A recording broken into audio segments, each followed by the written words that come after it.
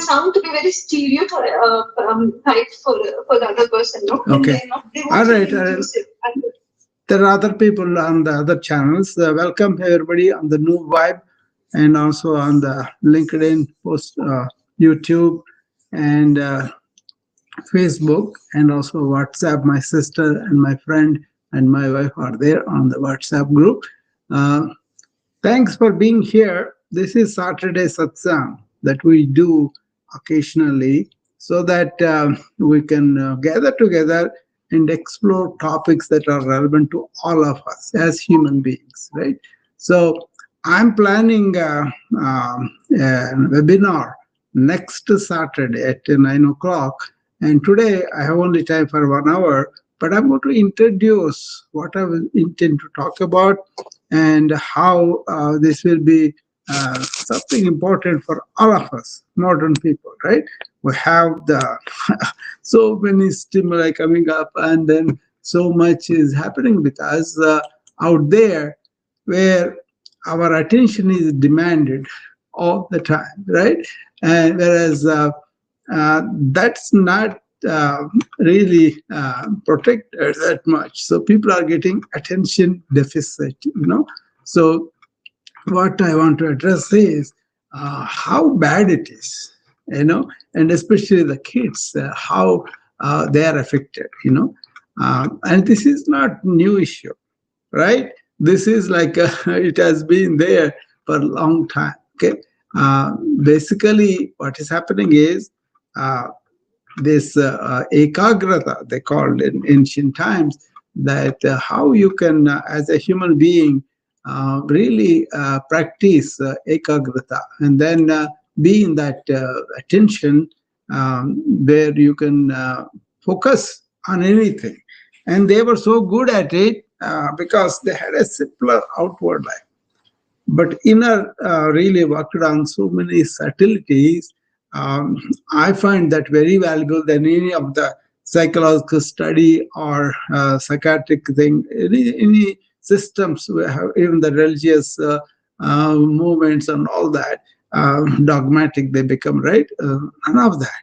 So these people are really worked into the inner aspect of human beings, and don't take it light, because once you achieve this ekagrata, laser-like focus, you are witness of that, whether you are focused like that or not. So this is not like a deniable thing, because it is the reality of our inner lives, right? That is what I'm looking at everywhere. So I thought I will provide a service of letting people know how they can be really focused on uh, one thing at a time. Okay, so that's the ancient focus. I want to bring it to our distracted age. So what is reality? We know is we are distracted. We are thrown so much stuff. Everybody wants attention of ours, right?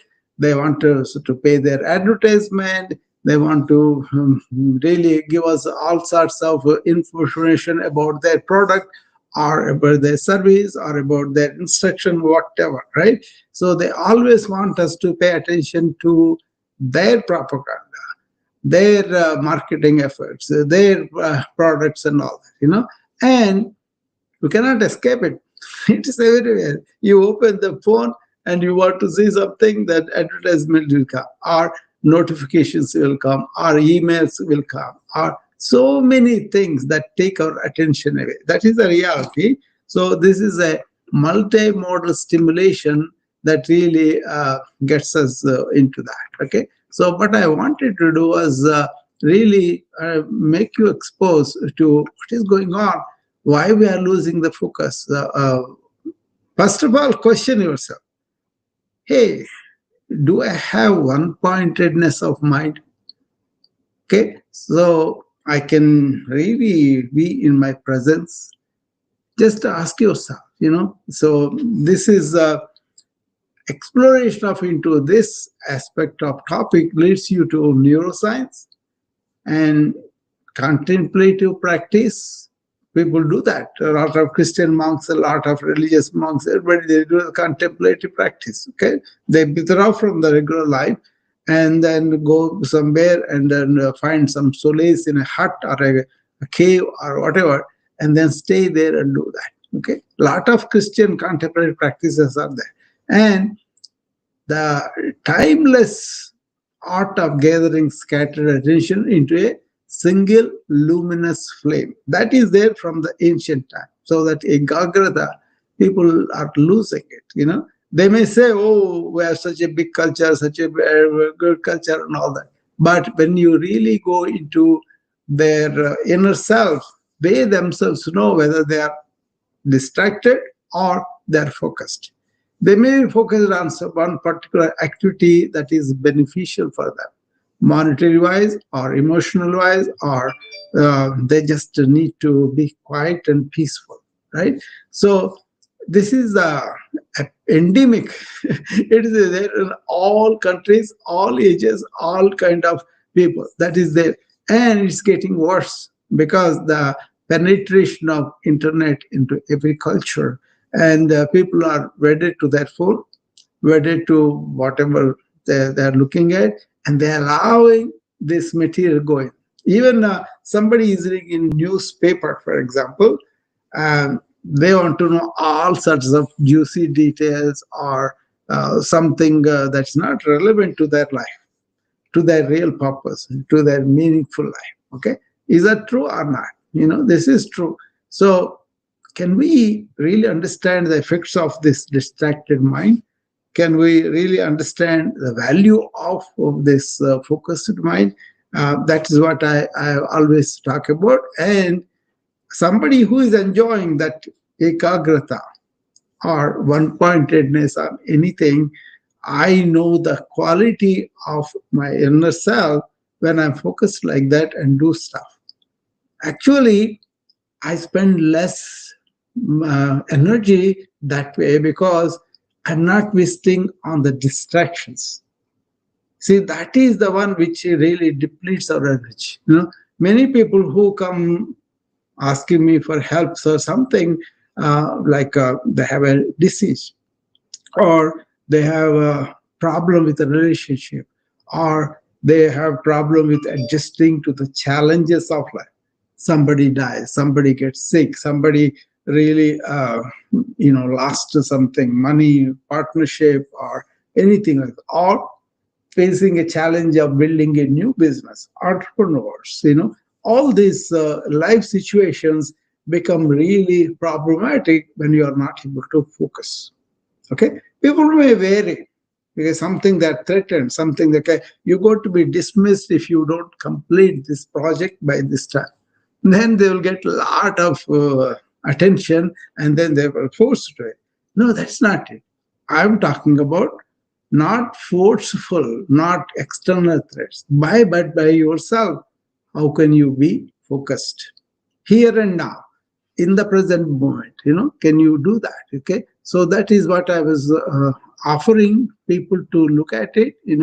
Hi Melissa, hello Tony, hello Yvonne, and Wendy, Laura, welcome. So I'm sure Melissa understands what I'm talking about, because she has been working on her own thoughts and then using them properly and then being silent and stuff. So that's what she told me, which is a very valuable asset for her when she's dealing with a lot of distracted kids, right? That is what is happening in the classrooms these days. Kids have their own scattered mind, and then they will be reacting to the different stimuli coming into them, and then to make them understand, you have to be here and now and focus mind, and then learn what is important for you, and learn the skill of being one task at a time. That's impossible. That's an important thing that Melissa, as a teacher, can practice and also can help the kids achieve that. Right, Melissa? So I'm sure that she is trying to do that, and that's why I like teachers, and also I feel obligated to talk with them so that they learn these skills, and also really make sure the kids are getting the value of it, right? So this is attention. Actually, it's a ancient focus in a distracted world. This is the distracted age. It's not few people are doing it. It's because first of all they make information as the big deal, or thoughts about information as big deal. Okay, so they don't really say, okay, stop and process and analyze the information into one insight, and then take that insight, apply it in your life. That is becomes wisdom. Okay, they don't do that. They don't do that because they just allow people to be exposed to information without really giving the instruction, or art of how can I make this information into insight and apply it into my life. Okay, they don't do that. Okay, majority of the time they don't do that. Then what happens? The people get a lot of junk into their mind, and they don't really allow it to go away, and then they kind of say, oh, my brain fog, my mind is kind of, so it's like a attention crisis. See, our most precious asset is leaking. This is our most precious actor. Okay, see, this is the modern predicament, right? It's like we live in the age of constant pings, pulls, and pressures, and it's like a relentless stream of digital stimuli that fragment our consciousness. People across cultures, they're doing this. They report feeling scattered, exhausted, and unable to stay with one thing for more than a moment at a time. See, what ancient sages trained as a sacred power, the ability to direct and sustain attention, is now leaking everywhere. That diminishes our capacity for depth, meaning, and genuine presence. Okay? You remember my morning report, what I say? Be here and now. That's one of the things you do practice in the morning report routine. Suppose your attention goes away from what you are doing, like I ask you to take deep breath for a particular exercise, and I'm asking you to really focus on the deep breath, you may have thoughts coming up without you doing anything, and then you pursue the thought and you go distracted from what you're doing. So what I say, practice when the mind goes like that, come back to here. Focus on the touch of the breath through the nose, coming in, coming out. So that's how you practice to be in the presence here when you are distracted. Why those thoughts are happening? Because you allowed them to stay in your mastishk, they call, that is the inner mind. And that's why they talked about chitta vritti nirodha. Modulation of the mind, still them. Okay? So what does it mean? That you watch them. You are not the thoughts. Thoughts are happening to you, and you be the watcher of the thoughts as they come in. If you have to execute, if something important, fine. Otherwise, they don't have place at that time. You are doing a morning routine to not only energize the body, but also focus the mind and open the heart. These are the three things I talk about, right? And they are designed because we are going out and we are always getting more stuff into our minds without really doing anything about it. Allow them to exist in your subconscious. And then they come up. This they call samskaras, thoughts that were allowed to be unconsciously accumulate in our mind, coming back. And that is what happens with my sister who is 83 now. She has a lot of things coming up which she don't want, but they come up because they are allowed to stay there for a longest period. This is the case with a lot of elderly patients of mine. They can't have a restful sleep, and they are always having this. So what we do, we tell them this mechanism. First understand, then when they come, don't indulge in the thoughts. Just watch them. Let them come and go. Okay? And if you can practice that, then eventually you will see you are not really involved. You are not further allowing the network of thought to happen. Okay? You can do it as a young person too. As the old people, they need it because Sometimes they take morning or afternoon nap, and then they also get into a lot of stuff that is not really needed for them, watching TV, reading newspapers, books, whatever, right? So if you don't know how to really be in your presence and then watch these thoughts coming and going, and then you'll get involved with them. You are influenced by them, by your conditioning, by your understandings, by your needs, whatever, right? So being in that present moment awareness and consciously thinking is the key. I'm going to explore this in the webinar more detailed, much more really, understand that. So, anybody wants to say anything at this time? You can say that, and then we will pursue that doubt or clearance of that. But basically, understand this is the intro to the real webinar next Saturday. Okay, and you can have the landing page for that, and you can sign up, and then you will be given a Zoom link, and then you will not only you are given what are the factors that are getting this distraction go on, what are the harmful effects that are happening, and what are the solutions that you could do, micro practices that you could do on your own. Okay, so when you come, if you come with the intention of, do I have the scattered mind or not? If I have the scattered mind, what are the consequences I can expect down the line? Now, how can I reverse that? How can you be live in the what I talk about, present moment awareness? You live in the present. Actually, that is the only life we have. What we have about the past in the mind, that's in the mind. That's not in life. What we have future in the future, that is also in our mind, our projection, the thoughts and all. But if you really pay attention here and now, see what am I doing, what is that I have to pay attention to, then you will bring your attention to the present, and that is really the life. Okay, so for me, present moment is the life. Everything else is in the mind.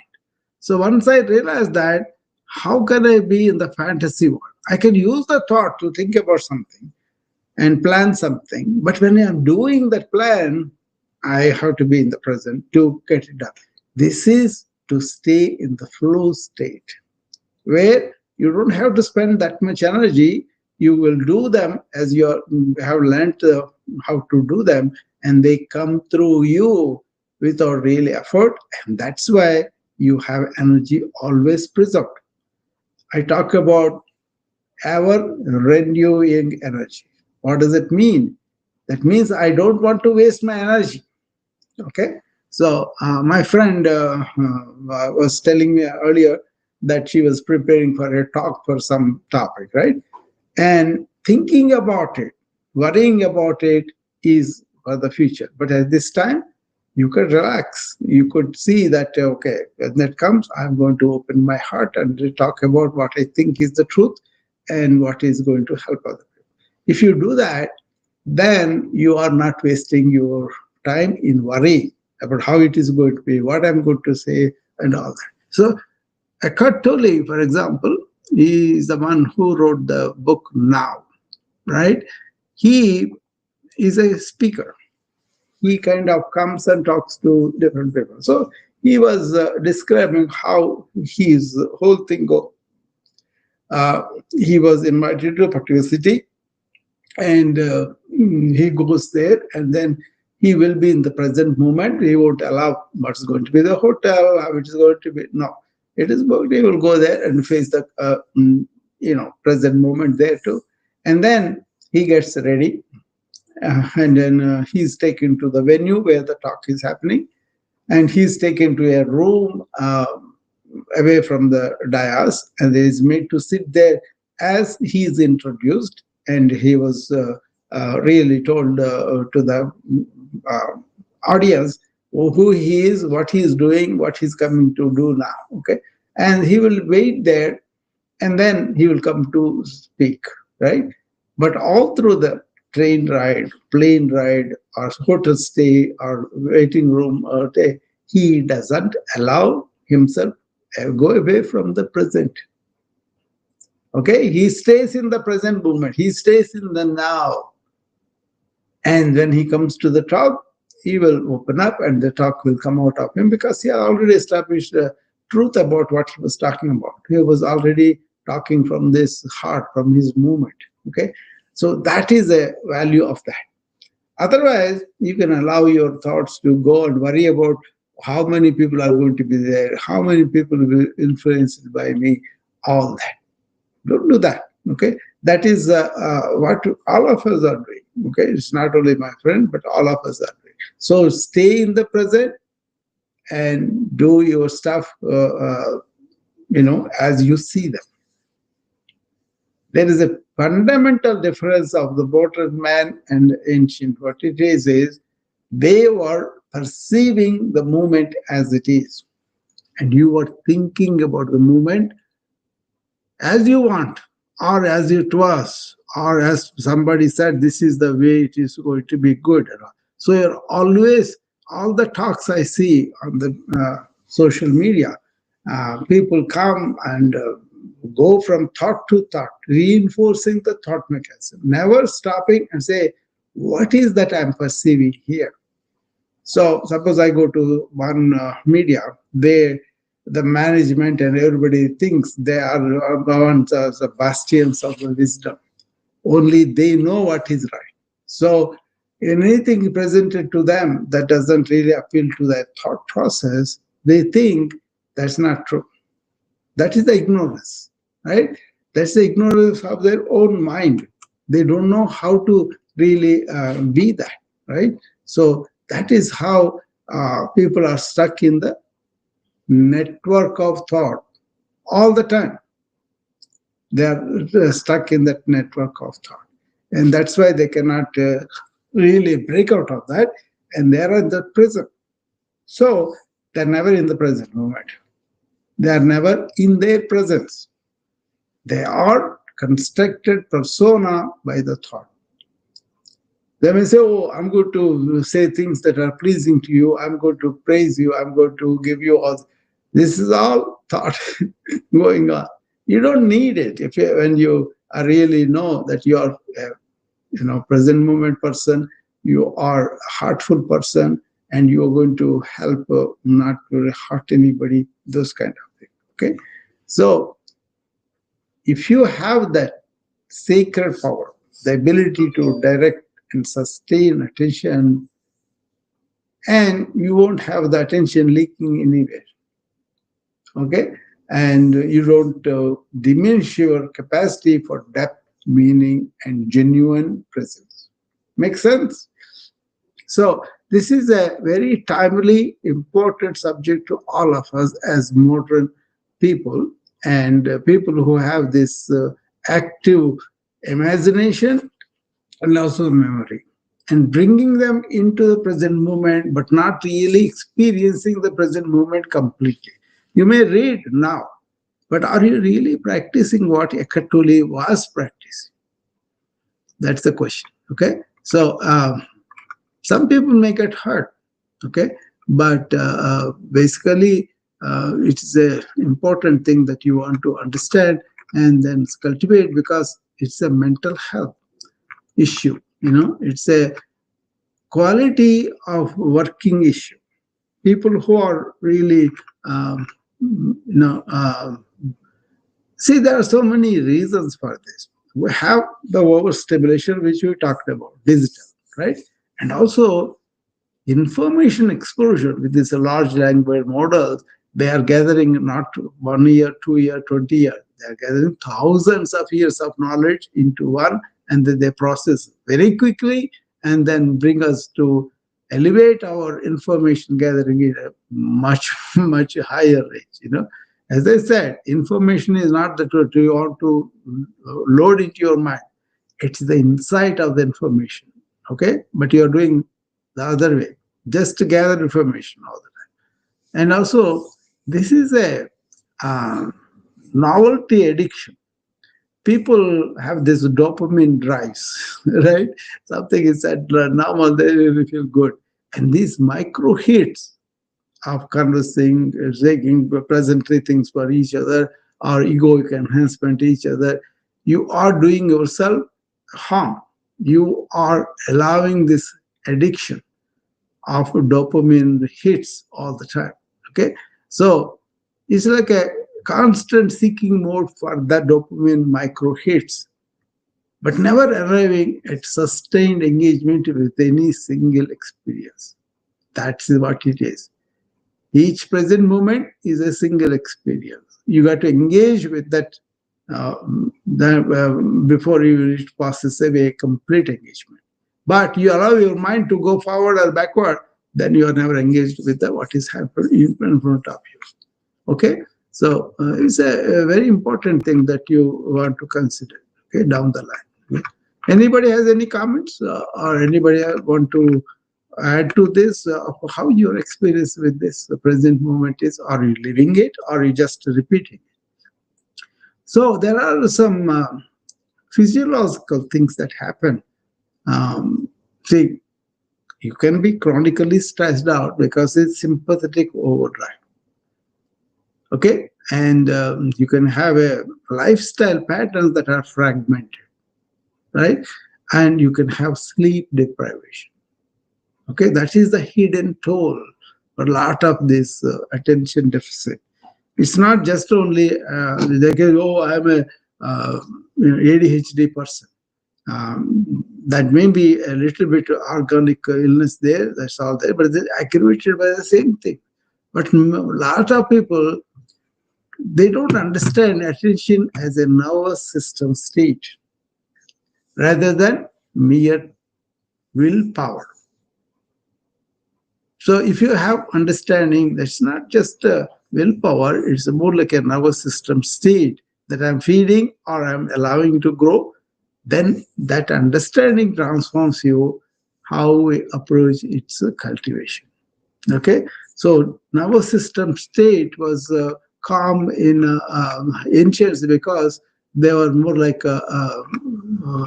they felt like, okay, I'm going to stay in one thing and then really develop that attention state, and then I approach everything with that laser like focus, right? So they did simple things, few things, but they did them so well, they were very good at whatever they did.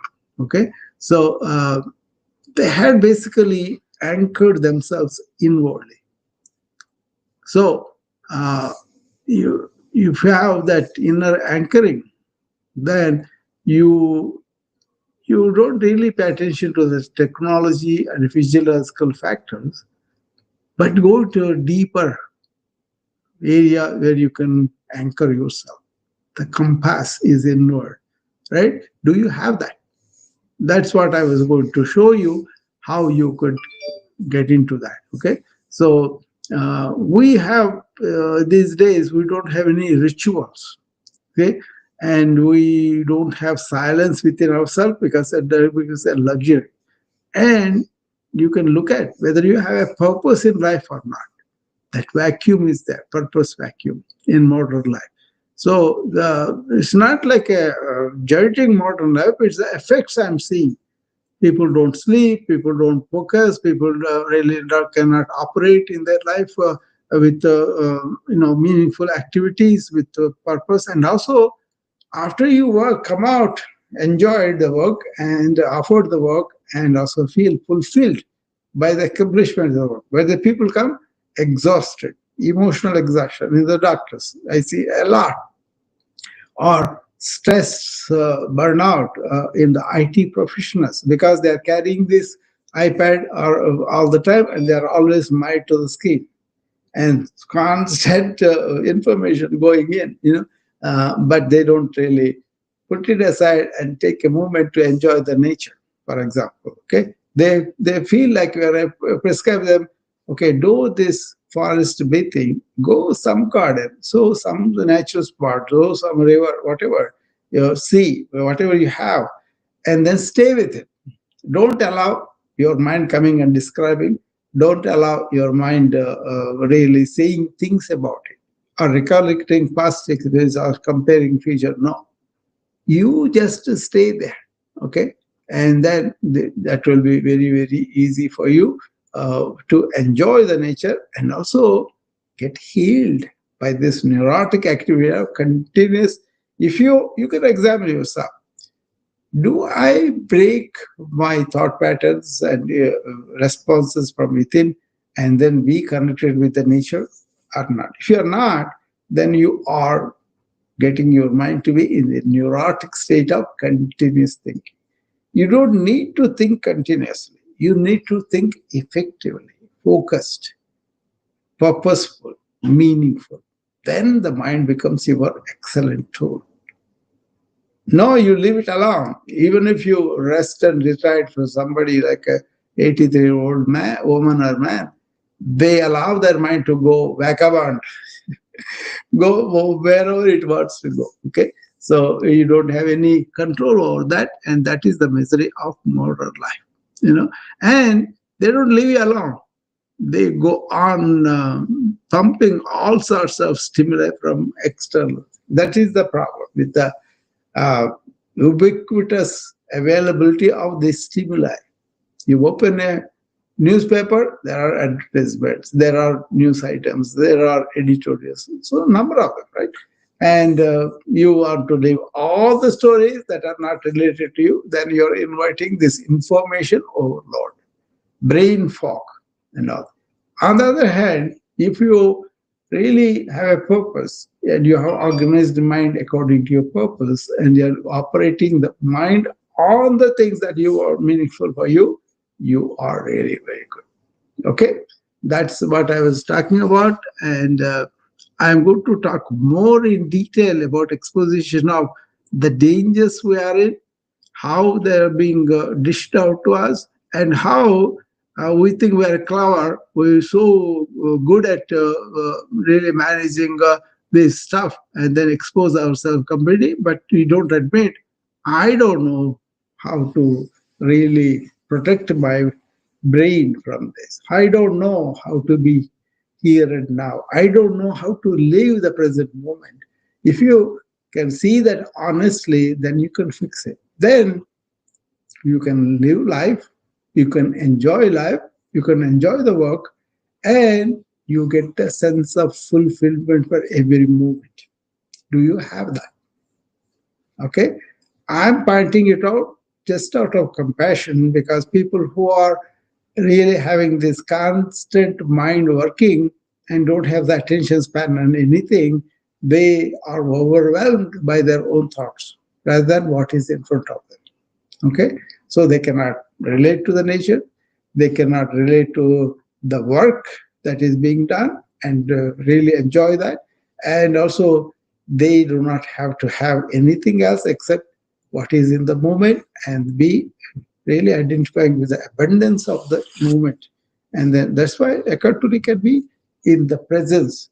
He was living for 2 years on a garden bench in England, but this sense of presence did not leave him. That's why he did not really suffer the consequences of the external factors of not having a home, sleeping on the bench in a garden for 2 years. He did that. Okay. And then he wrote the book and the money came in and then he was out of it. Okay. So it's a question of handling the uh, circumstances of life by being in the present is a very valuable thing. What do you say? Okay. Anybody wants to come up? Melissa, Peter, anybody? That usual, Laura, so many people are here. And if anybody wants to come up and talk about what I was presenting here, and do you think that is needed for people or not? Everybody needs it. Okay. I kind of am fortunate practicing these things, so that is there. Yeah. I brought in Melissa, so let's see what she has to say.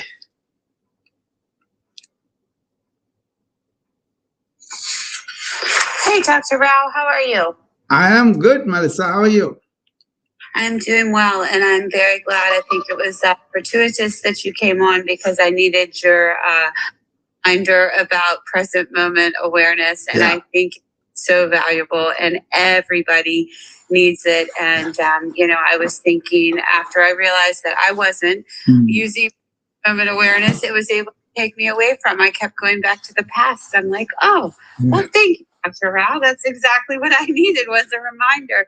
And I was just curious, and I know you said you're going to get more into this next Saturday. Like, I know my students absolutely need it. And, I have a tendency to try to, use silliness in the classroom to readjust when they're not focused. And I use, like, there's this little chant that I say hocus pocus, and then they repeat, everybody focus, but I just was, looking for like ways that I could help them when, they're not focused, I mean, like I said, that's just a silly little reminder, but I think that it is so valuable because I do want them so much to succeed. And what you are doing, Melissa, you are number one coming here, doing yourself a chance to understand more deeply.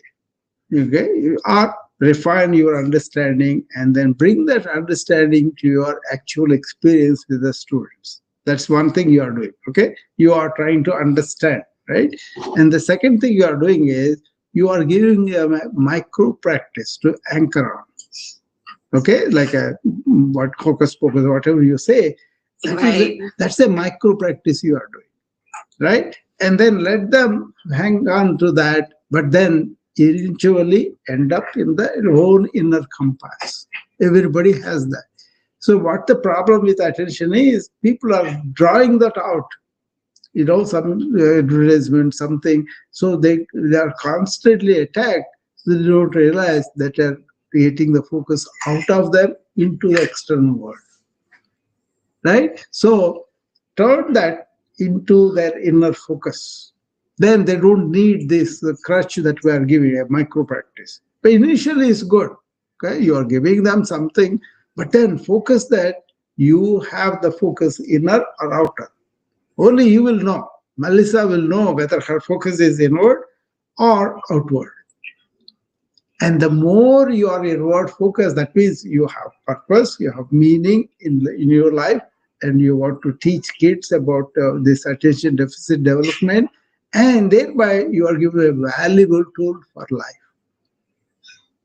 Right? They don't have to suffer so many years like us, but they can start right there. Yeah, I would love for them to get it now instead of waiting until they're my age. I'm not going to mention what that age is, but But what it is it's not about telling information. This is about practicing us and then influencing them through our own practice. So if I say to you, I'm distracted in my mind, only I know I don't want to deceive myself, right? If I say, oh, I'm fine, I think, okay, then I'm deceiving myself. But if I really pay attention, they say, oh, I'm going to be distracted by this if I allow these things to go in. Right? My focus is on my purpose, my meaning in life. And then that focus from inward directs me outward. Fundamentally different, because we are always looking for instruction outward somewhere. We are always looking for authorities. We are always looking for somebody influencing us. You take that information, but convert it into insight and then develop that inner, practical focus right now. Make sense?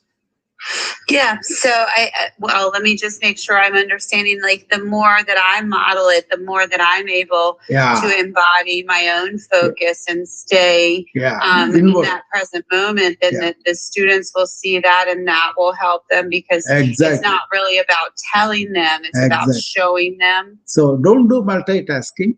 Don't allow the focus of multitasking in your mind.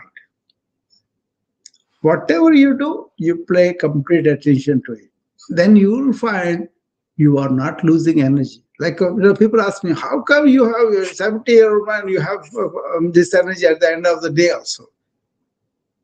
That's because I don't allow energy depletion by going after different things. Just stay with one thing. Stay in the flow. Stay in your purposeful, meaningful living moment by moment. then what happens? It becomes really uh, easy to do stuff. And also, actually, as you pay focus to the present moment, your energy is repleted, not depleted. But if you think, I can think so many things, I can talk about it, I can think about it, I can say what is the politically correct thing to do, then you are distracted in your own inner attention, and that drains you. And people are going to come and poke it all the time. Life is going to come and poke it all the time. So it's a important thing is what? Okay. For Eckhart Tolle, now, significance of now, and then just accepting, am I in the now or not? And he found himself he's not in the now. But then at one point of the time, he said, he asked this thought, I want to kill myself, right? And he was went into deep depression with that thought. And suddenly, one day he said, who is it that is saying that I want to kill? Are there two in me? That one thing is saying to kill the, I want to kill myself. And then he found that is all thought going round and round and round and getting deeper into the depression. And the whole structure of thought fell off because he was able to see separately thought movement as separate from his real inner self. Then the thought movement is the one which takes us into the past or into the future. Unfortunately, in modern era, people have anchored to thought, and it's important to do stuff, but it is not important to be identified as our essence. See, remember, I always tell you about Rene Descartes, who said, I think, therefore I am. He was meaning to establish an anchor for people, but he didn't realize that consciousness is the first, and in consciousness, in awareness, all the thoughts are happening. Identifying that as our original thing is our undo thing. Okay, so get out of it. Fortunately, the ancients did not fall for this because they were ancient to Descartes, so many hundreds of thousands of years ago, right? And they developed the culture of where you can be identified with your inner conscious being and use the thought and body as instruments, which I try to reinforce in the morning routine. I end up with saying that don't identify with your body, don't identify with mind, but operate on them, use them, make use of the good instruments. But identifying them is like missing who you are. Okay? And people don't want to do it. You still want to get stuck in. How many people here that are here are not stuck in thought? One person come and tell me, oh, I think about it. No. Are you here and now? Do you have that perceptive attitude rather than thinking attitude? Anybody like that? Because, oh, I know the experience. I didn't know. Are you in that state of awareness? Awareness is basically thoughtless awakeness, right? We are awake, aware. We are here as human beings, and on top of it, we impose the thought and emotions and all that. Okay, that is human experience. But are you allowing them to be dominating you as the identity, or are they are instruments of you that you are using to live a better life? I live in the present. I live in the ekagrata. I live in one task at a time. I live in that energy that is not depleted. So what's the result at the end of it? I am not exhausted, and I can sleep better at night because I don't have anything bothering me in the mind. This is that important. Okay? So it's not about withdrawing from the light. It's not about preaching other people, oh, I'm so holier than thou. No. It's really a neurological state. Okay? It's that practical.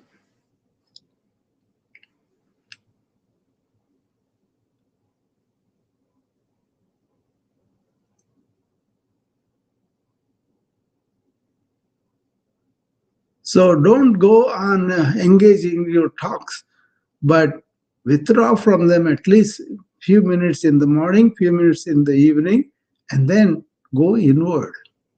Okay, go inward and find out what's going on.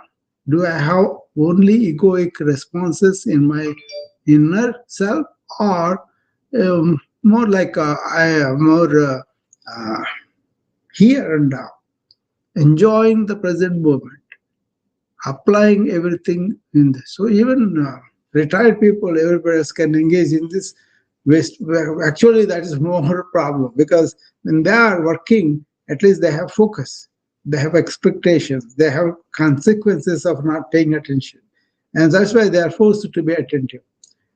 You remember I was telling about these pilots.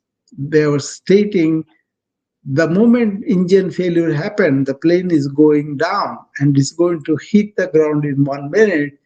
That's the longest minute they ever lived, because their attention is back to here. That's like a laser like focus. Suppose you're walking on the other way they described it is, suppose there is a sharp razor and you're walking on the razor sharp border, and then if you really distracted, you can fall and then cut yourself from the razor. So that kind of attention is cultivated in the moment of danger, in the moment of threat.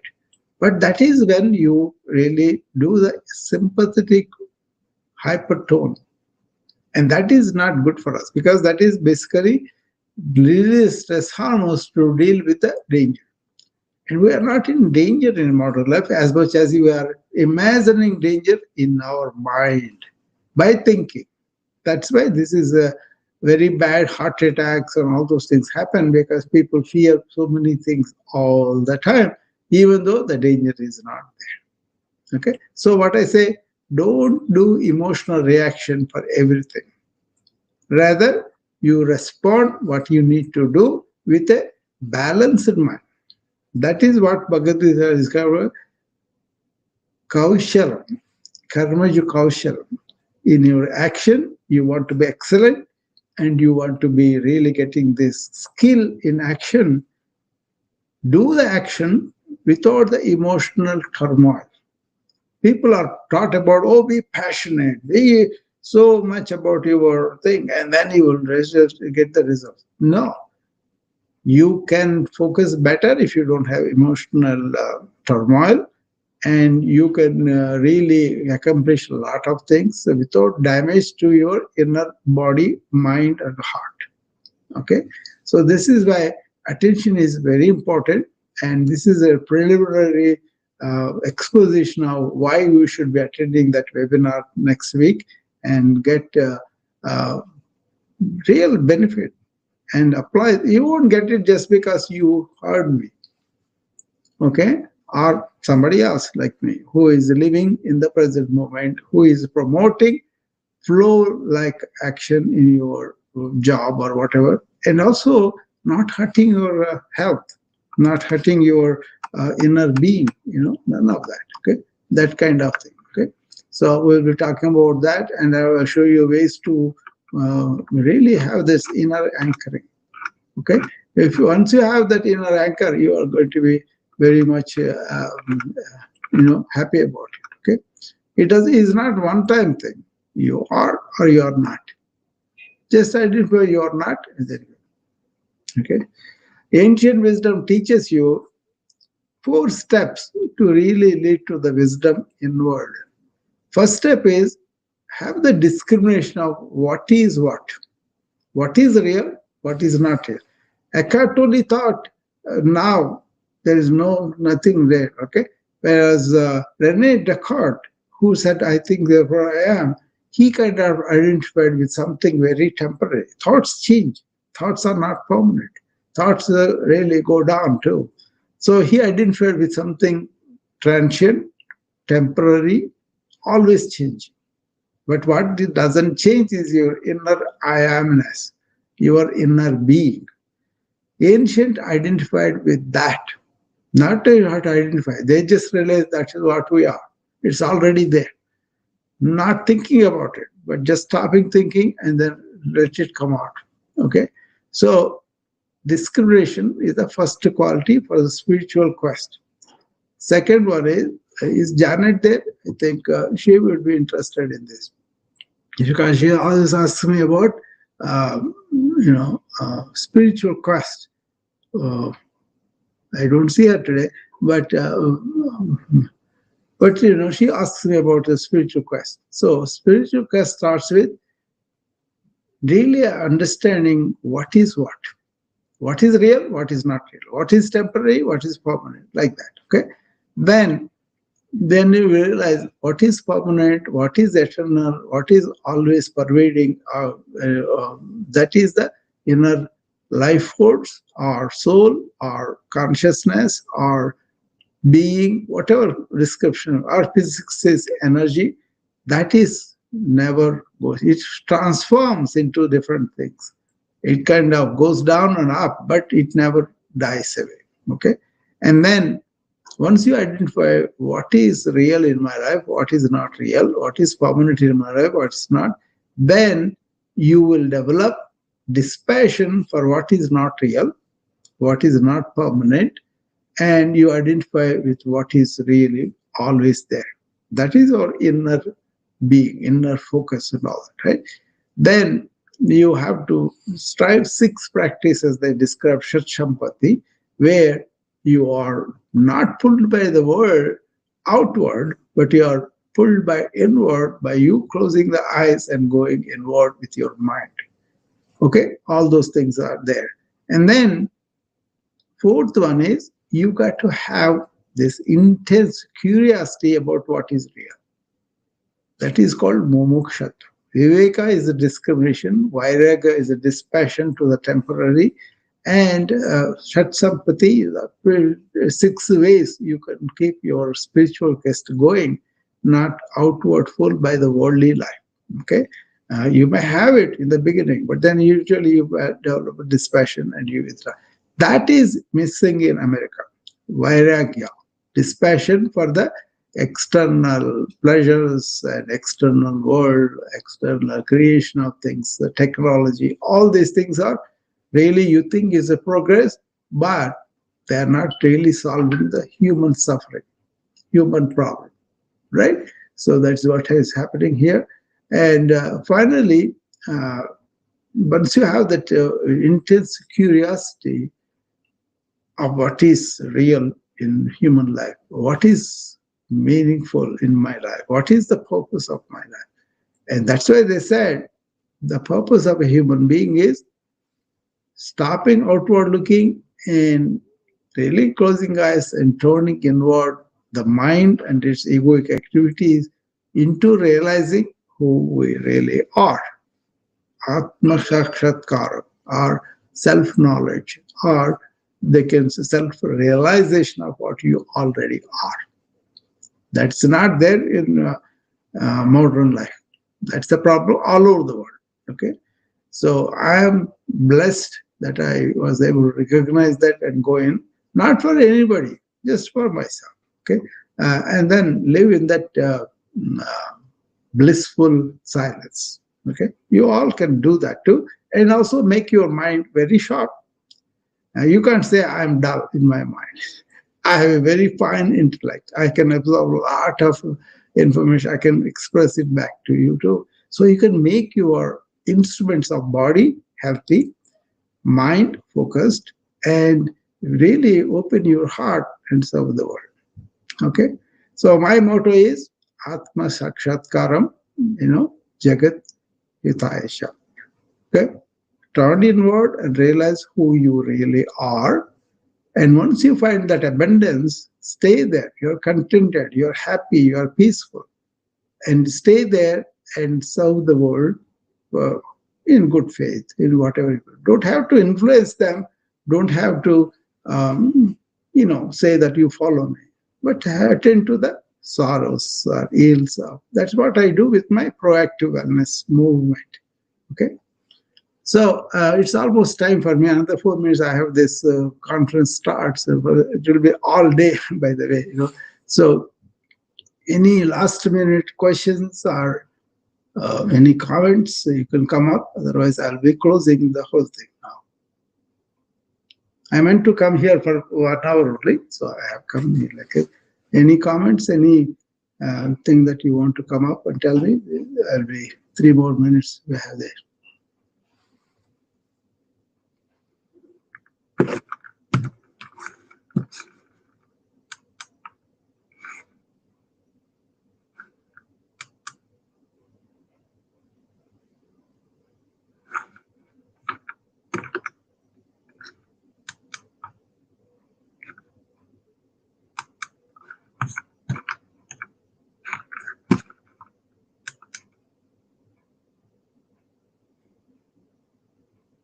All right, I will see you later. Okay, look for the flyer for sign up for the next one if you are interested. Thank you. Bye bye.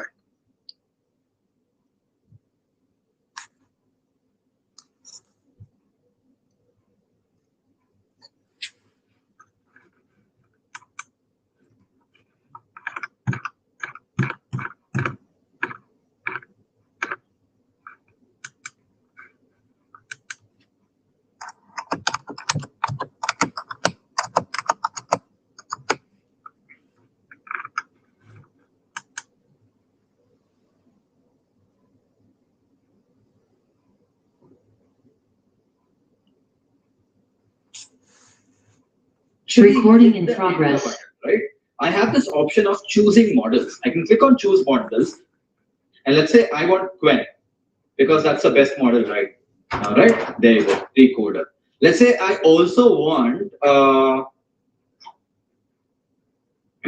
let's say I want Llama 4 Maverick. Oh. Let's say I also want Mistral, which was also one of the trending model. And I also want, let's say, Kimi. And these are all models that you cannot even find directly, right? I'm using 4 different AI models to get an answer. I click on the send button. And you know what the crazy part is that right now, because we've given a prompt, tool will invoke 4 different AI models at once. Look at that. That is what it is doing. It has already started to give me output of Llama 4 Maverick. It has already started to give me the Quen 3 Coder Plus. Obviously, it's not an AI model that you should use for this, right? I'm still waiting. Where is the other two? And there you go. Mistral Medium is right here.